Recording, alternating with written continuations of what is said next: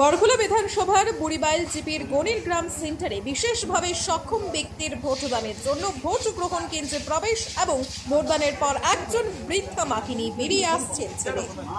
বরগুলা বিধানসভার বুড়িবাইল জিপির গণির গ্রাম সেন্টারে বিশেষভাবে সক্ষম ব্যক্তির ভোটদানের জন্য ভোট গ্রহণ কেন্দ্রে প্রবেশ এবং ভোটদানের পর একজন বৃদ্ধা মাকিনী বেরিয়ে আসছেন ছেলে।